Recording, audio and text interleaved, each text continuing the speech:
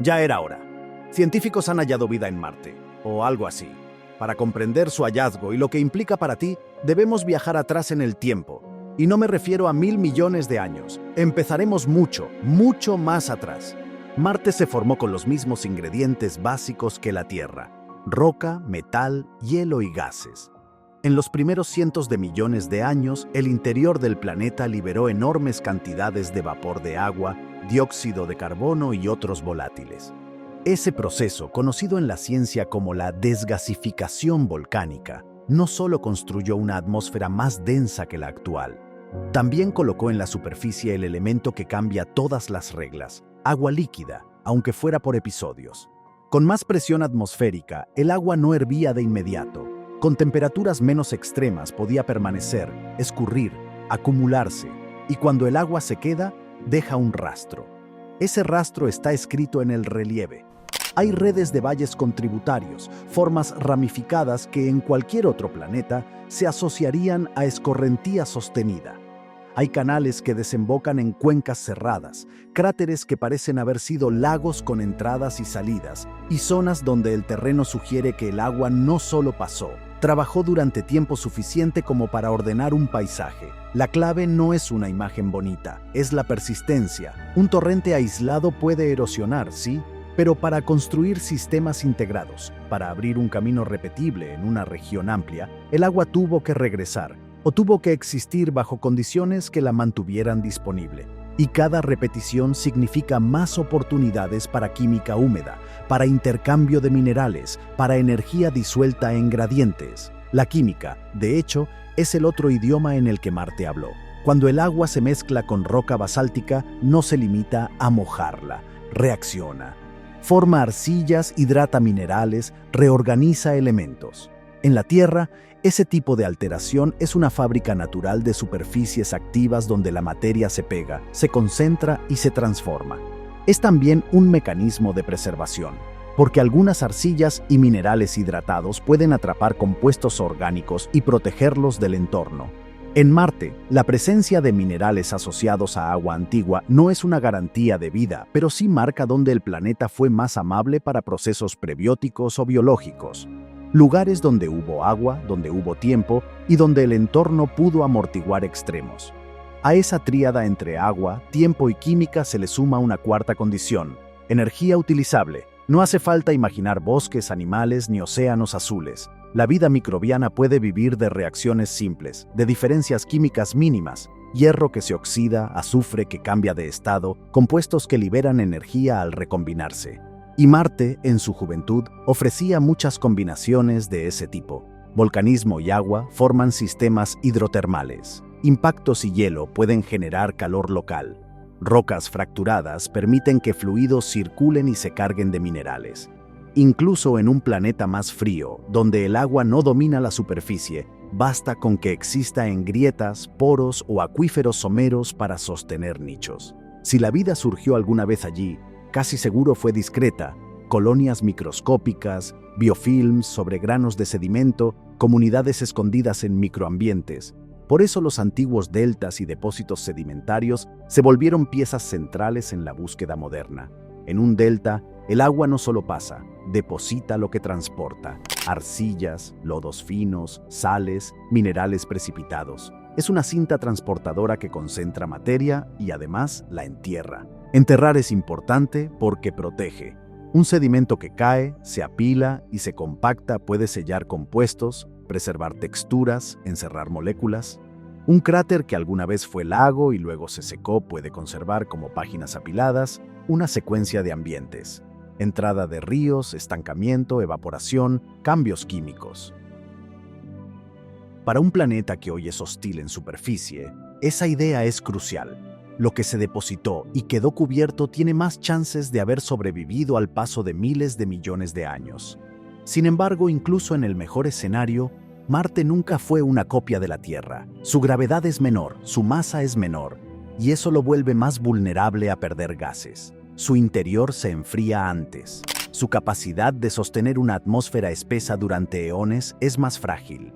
Y ahí aparece el punto de quiebre que separa un planeta posible de un planeta improbable: la protección.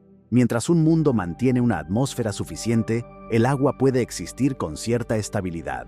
Mientras esa atmósfera se adelgaza, el agua se convierte en un lujo inestable y la radiación se vuelve un martillo constante. Marte pudo haber tenido periodos de clima relativamente benigno, con agua fluyendo y acumulándose, y también periodos más fríos y secos, en los que el agua quedaba atrapada como hielo o circulaba bajo tierra. Esa alternancia no elimina la posibilidad de vida, la empuja a adaptarse. En la Tierra, la vida sobrevivió a glaciaciones globales y a impactos. La diferencia es que aquí el planeta conservó algo que en Marte empezó a fallar: un escudo a gran escala, una defensa contra el viento solar y la erosión atmosférica sostenida. Durante un tiempo, la atmósfera de Marte hizo de abrigo. No era un lujo estético, era una condición física que permitía que el agua se quedara. Con presión suficiente, el agua no desaparece al primer cambio de temperatura. Circula, se acumula, se infiltra. Con gases en cantidad, el planeta puede amortiguar el frío nocturno, suavizar extremos, sostener microclimas. Pero una atmósfera no es un objeto inmóvil. Es un equilibrio frágil entre lo que un planeta gana, lo que conserva y lo que pierde. Y Marte, por su tamaño y su historia interna, empezó a perder. En la Tierra hay un factor que rara vez se menciona cuando hablamos de océanos y nubes, pero que decide la supervivencia de una atmósfera a escala geológica: el campo magnético global. Ese campo no es una cúpula perfecta, pero actúa como una primera línea de defensa. Desvía parte del flujo de partículas cargadas que el Sol arroja de forma continua, el viento solar. Sin esa defensa, el viento solar puede interactuar más directamente con las capas altas de la atmósfera, arrancar partículas, ionizar gases, empujar átomos livianos hacia el espacio. A largo plazo, esa erosión no es un detalle, es una dirección. Marte tuvo un campo magnético en su juventud. Lo sabemos porque ciertas rocas antiguas conservan magnetización, como si hubieran sido grabadas por un campo que ya no existe. Pero ese motor interno, la dinamo del núcleo, no duró para siempre. Cuando la dinamo se apaga, el planeta no pierde de inmediato todo el aire, pierde la estabilidad del sistema. A partir de ahí, cada episodio de actividad solar intensa, cada ráfaga, cada tormenta, trabaja sobre una atmósfera menos protegida. Lo que antes podía ser un desgaste lento se vuelve una fuga acumulativa. El viento solar no es solo viento. Es un flujo de partículas energéticas con campos eléctricos y magnéticos asociados. Cuando golpea la alta atmósfera marciana, puede crear procesos de escape. Algunos son suaves, como el escape térmico de átomos livianos que, por pura velocidad, alcanzan el espacio. Otros son más violentos. Hay uno en particular que ayuda a imaginar el mecanismo con crudeza: el sputtering, un efecto de salpicadura. Iones acelerados chocan contra la atmósfera superior y transfieren energía de tal manera que átomos y moléculas terminan expulsados, como si una lluvia de perdigones levantara partículas de una superficie. No hace falta que el impacto sea directo en el suelo. Ocurre en las capas altas, pero el resultado es el mismo: aire perdido. Esa pérdida no se mide por lo que ocurrió en un día, sino por lo que ocurrió durante cientos de millones de años. En la infancia del Sol, su actividad era más agresiva: más radiación ultravioleta, más eventos energéticos, más interacción con atmósferas vulnerables. Para un planeta pequeño, eso es una sentencia lenta. A medida que la presión baja, el agua líquida en superficie se vuelve inestable. Puede derretirse por un rato y aún así desaparecer rápido por evaporación o sublimación. Puede existir en un valle y, sin embargo, no sostener un ciclo prolongado. Puede formar un lago y luego congelarse o perderse en el subsuelo. La habitabilidad superficial empieza a ser un estado intermitente, no una normalidad. El golpe más duro de ese proceso no es solo el frío, es la falta de continuidad. La vida microbiana puede tolerar extremos si tiene refugios, agua disponible aunque sea en películas microscópicas y energía química. Pero lo que mata posibilidades a gran escala es que el ambiente deje de ser estable durante tiempo suficiente. Con menos atmósfera, la radiación llega con más fuerza. La superficie se vuelve un lugar donde las moléculas orgánicas se degradan con facilidad, donde el agua líquida no puede sostenerse por presión. donde la química se vuelve oxidante y agresiva. Un planeta así no prohíbe la vida, la empuja hacia rincones cada vez más raros. Aún así, perder atmósfera no significa que todo se borre, significa que el reloj cambia de ritmo. Marte pudo haber tenido épocas con agua estable y más tarde épocas con agua episódica. Pudo haber pasado de ríos persistentes a inundaciones breves, de lagos a charcas salobres, de mares locales a hielo enterrado, y cuando la superficie se vuelve peligrosa, hay un movimiento natural, hacia abajo. El subsuelo se convierte en el lugar donde todavía pueden sostenerse temperaturas menos extremas, donde la radiación se atenúa, donde el hielo puede permanecer durante muchísimo tiempo, y donde el agua tiene más probabilidades de quedarse atrapada, circulando por poros o grietas. Cuando la superficie dejó de ser confiable, Marte no se quedó sin opciones. Cambió de escala. Un planeta puede volverse hostil arriba y aún así conservar bolsillos de habitabilidad abajo, en lugares donde la física trabaja a favor. Temperaturas más estables, menos radiación y agua que no se evapora al primer instante porque está atrapada entre granos de roca, en fracturas o bajo capas de hielo. En la superficie marciana actual, la presión es tan baja que el agua líquida no descansa. Tiende a hervir, sublimarse o congelarse según el contexto. Pero unos pocos metros hacia abajo, el panorama cambia. El suelo y la roca funcionan como aislante. La radiación cósmica y solar que arriba golpea sin demasiada resistencia, se atenúa con profundidad. Y el ciclo térmico brutal del día y la noche pierde fuerza. Esa diferencia no suena épica, pero es exactamente el tipo de detalle que define si un microbio puede sobrevivir durante siglos, milenios o más. El subsuelo también es un lugar químicamente activo.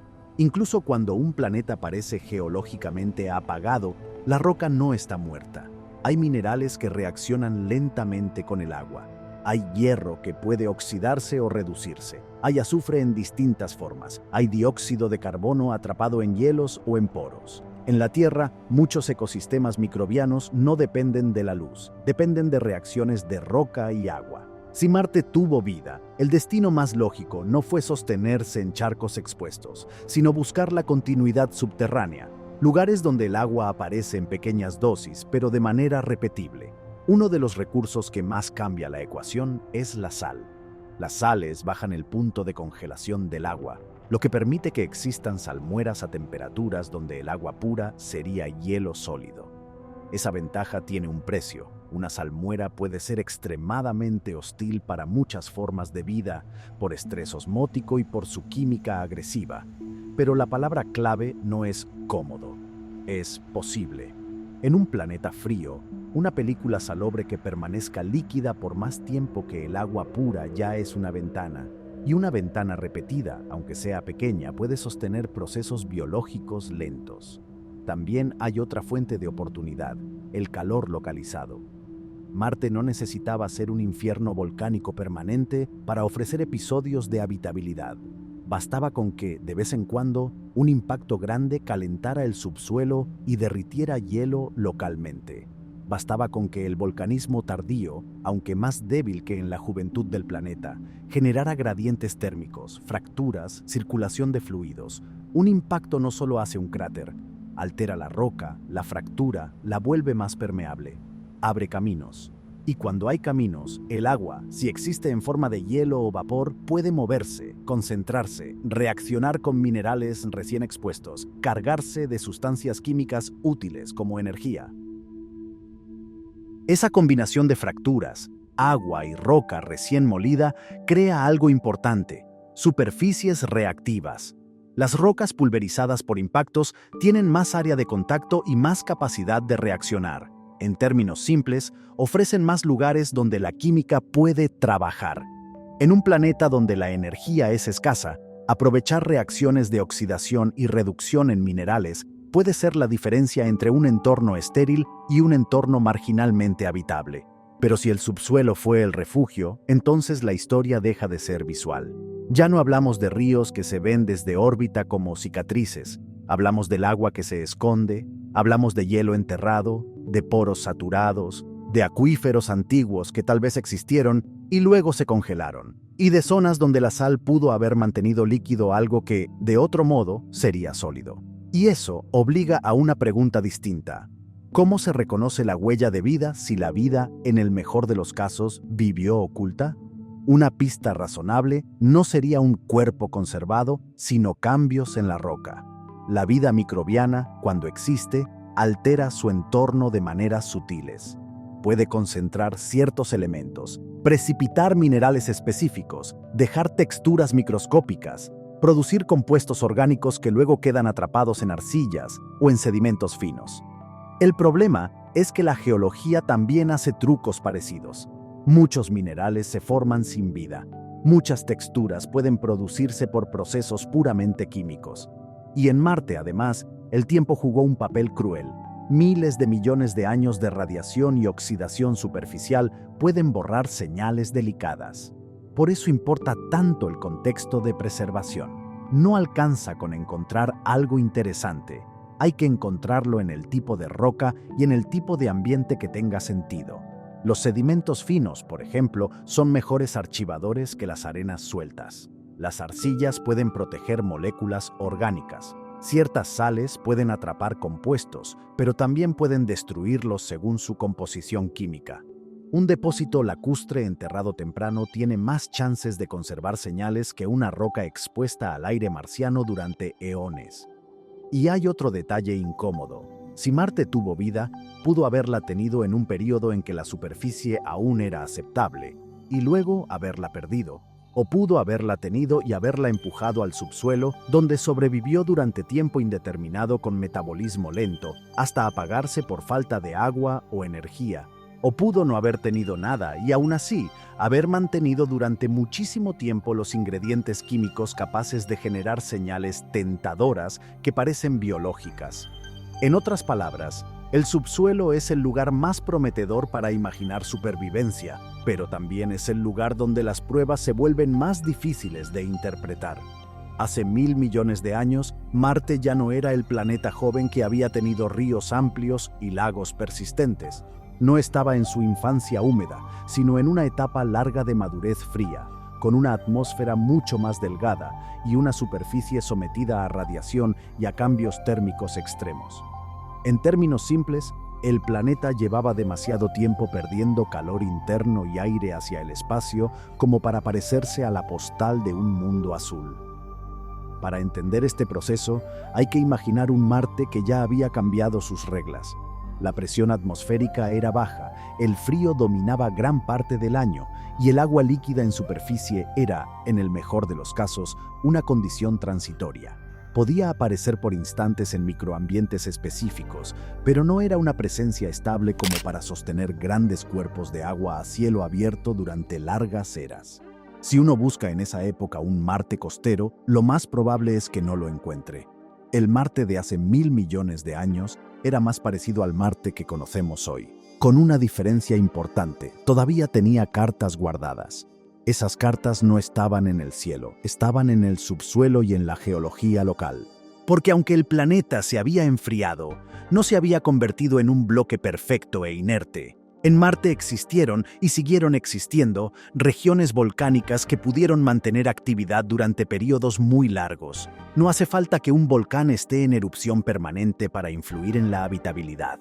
Basta con que, cada tanto, una intrusión de magma fracture el terreno, caliente un volumen de roca, derrita hielo cercano y cree circulación de agua en el subsuelo. Ese tipo de eventos puede abrir una ventana de habitabilidad que dura décadas, siglos o más, según el tamaño del sistema y la disponibilidad de hielo o agua subterránea. A escala microbiana, décadas o siglos pueden ser una eternidad. La vida no necesita océanos para existir. Necesita agua utilizable y energía química. Un ambiente subterráneo tibio, con salmueras, con minerales capaces de reaccionar y con protección contra radiación, podría sostener el metabolismo lento. Lento significa realmente lento. Procesos donde la energía disponible es tan escasa que una colonia crece a un ritmo mínimo, donde la actividad baja y la latencia se vuelve parte del modo de vida. Si en la Tierra hay microbios que sobreviven en rocas profundas con recursos limitados, Marte pudo ofrecer un escenario parecido, aunque más extremo y más discontinuo. Pero hay un límite que no se puede esquivar: la química del agua en Marte tardío.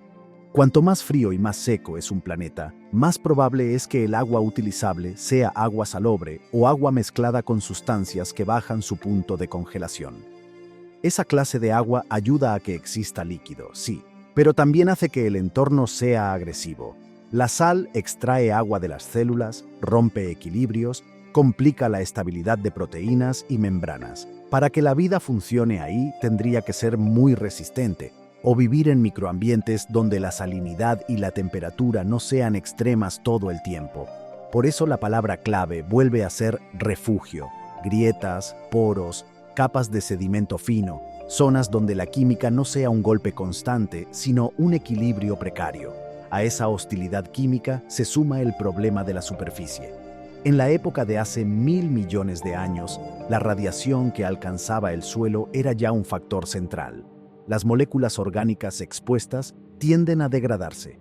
La radiación no solo afecta a posibles organismos vivos, también borra señales. Así que, incluso si Marte hubiera tenido vida activa en nichos, la probabilidad de que esa vida dejara rastros claros en la superficie, preservados intactos hasta hoy, es baja. Lo que se preserva mejor es lo que se entierra pronto, lo que queda protegido por roca, lo que se sella en minerales capaces de atrapar compuestos. Es decir, si algo vivía en ese Marte tardío, la evidencia más probable no estaría a la vista. Estaría escondida en registros geológicos específicos. Y aquí aparece un punto que suele confundirse. No hace falta que el planeta esté globalmente habitable para que exista un rincón habitable.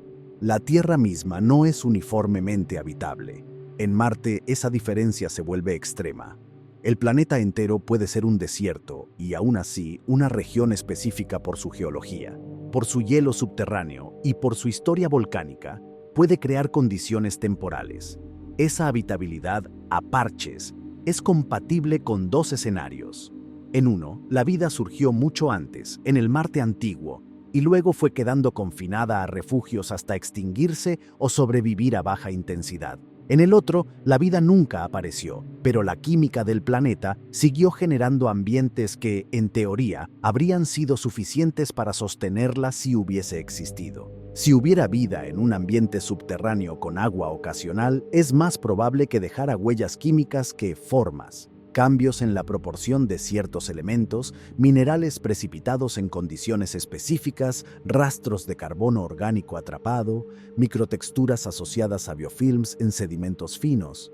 El problema es que Marte puede imitar varias de esas cosas sin vida, con química pura. Por eso, en ciencia planetaria, una señal aislada no alcanza. Lo que importa es la combinación. Que el tipo de roca, el ambiente de depósito, la mineralogía y la química cuenten una historia coherente, donde la explicación biológica sea posible y donde las alternativas abióticas sean menos probables. Y esa es la trampa de Marte. Incluso cuando el planeta te deja pistas, nunca te dice de inmediato qué significan. Te muestra una roca alterada por agua, te muestra minerales que solo se forman en ambientes húmedos, te muestra compuestos orgánicos atrapados en sedimentos antiguos y aún así la pregunta queda abierta. Porque el universo produce señales sin vida y la vida produce señales que pueden borrarse. Entonces la búsqueda moderna no es una cacería de una prueba única, sino una suma de contextos. ¿Dónde está la roca? ¿Cómo se formó? ¿Qué le pasó después? ¿Y qué química quedó atrapada en su interior? Por eso los rovers no recorren Marte como turistas, se mueven como geólogos, como químicos y como detectives. Un detector de vida directo del tipo sí/no sería inútil si no se entiende el escenario. En Marte, una molécula orgánica puede llegar por meteoritos, formarse por procesos geológicos o quedar preservada desde tiempos remotos. Una textura rara puede ser biológica o ser el resultado de fluidos y precipitación mineral. La diferencia la hace el conjunto: minerales asociados a agua, evidencias de circulación subterránea, compuestos orgánicos preservados y señales de reacciones químicas que, en la Tierra, suelen estar vinculadas a ecosistemas microbianos. En ese camino, uno de los hechos más importantes de los últimos años fue simple y, al mismo tiempo, desconcertante. Marte no está orgánicamente vacío. Se detectaron moléculas orgánicas en rocas antiguas, y no moléculas diminutas sin contexto, sino cadenas más grandes de hidrocarburos preservadas en mudstones. Ese tipo de hallazgo no confirma vida, pero sí confirma algo igual de crucial, que el planeta tuvo química orgánica lo bastante rica como para generar, acumular y conservar compuestos complejos durante miles de millones de años. En términos de posibilidad, eso significa que el ingrediente orgánico no faltó. Lo que falta es saber si esa química alguna vez cruzó el umbral biológico. En paralelo, Perseverance avanzó por un escenario que parece hecho a medida para la pregunta de la habitabilidad. Un antiguo delta en un cráter que fue lago, con rocas sedimentarias, arcillas y señales de alteración por agua. Allí, en distintos afloramientos, el rover encontró evidencias de reacciones químicas que ocurrieron cuando el agua circulaba por las rocas, cambiando su composición, generando patrones y contrastes. En una roca en particular, apodada Cheyava Falls, aparecieron manchas y estructuras que llamaron la atención por su apariencia y por el tipo de química que sugerían. Indicios de procesos redox, de circulación de fluidos, de entornos donde la energía química pudo haber estado disponible. Se habló con cuidado de una posible firma biológica o biosignature, no como anuncio, sino como señal que merece investigación profunda, porque hay explicaciones no biológicas que todavía compiten. Y ese es el punto exacto donde Marte se vuelve un juicio en cámara lenta. La ciencia no necesita que algo sea impactante, necesita que sea robusto. En la Tierra, si uno sospecha vida antigua en una roca, puede llevarla a un laboratorio, cortarla, analizar isótopos, buscar microestructuras con técnicas que un rover no puede cargar. En Marte, la mayor parte de esas herramientas no está disponible in situ. Los instrumentos a bordo son potentes, sí, pero limitados por masa, energía y por el hecho de que trabajan en un planeta remoto, con procedimientos diseñados para evitar contaminación y errores. Por eso, muchas de las señales más interesantes quedan en el borde, suficientes para entusiasmar, insuficientes para condenar o absolver. La búsqueda no se quedó solo en encontrar orgánicos, se volvió más sofisticada. Ver con qué minerales se asocian, qué tipos de ambientes los preservan mejor, qué edad tienen las rocas, cuánto tiempo estuvieron expuestas a radiación, qué procesos podrían haberlos formado sin vida. Incluso el hallazgo de estructuras que parecen ambientales, como evidencias interpretadas como costas antiguas moldeadas por olas en un Marte muy anterior, suma contexto. Si hubo playas, hubo cuerpos de agua estables durante suficiente tiempo como para organizar sedimentos. Y donde hay estabilidad, hay oportunidad para química compleja y, en teoría, para biología microbiana. Si algo vivió hace 1000 millones de años, no lo hizo en un lago abierto, sino en refugios. Entonces la evidencia que necesitamos es distinta. Señales de agua subterránea tardía, alteración química relativamente joven, minerales que indiquen circulación de fluidos en épocas posteriores y orgánicos que no solo existan, sino que estén en un contexto compatible con actividad sostenida. El problema es que Marte guarda esos refugios bajo capas, en subsuelo, en lugares a los que un rover apenas puede asomarse. Ahí aparece la razón por la que todo converge en una idea que, hasta hoy, sigue siendo el centro del caso: traer muestras a la Tierra, no como gesto épico, sino como necesidad técnica. Solo con muestras en laboratorios terrestres se puede medir con precisión isótopos de carbono y azufre, separar contaminación, buscar patrones moleculares complejos, analizar microestructuras con resolución extrema y repetir pruebas en equipos distintos. Es el tipo de evidencia que puede transformar un "podría ser" en un "esto no se explica sin biología", o, si corresponde, en un "esto es geología disfrazada".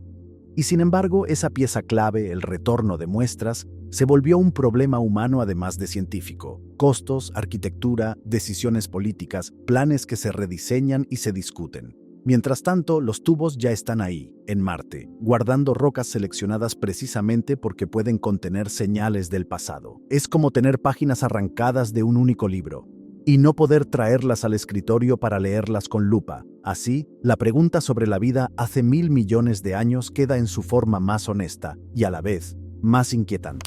Marte nos mostró que tuvo agua, que tuvo química orgánica y que tuvo ambientes capaces de sostener reacciones energéticas compatibles con microbios. Nos mostró indicios que merecen el nombre de prometedores, pero no el de concluyentes.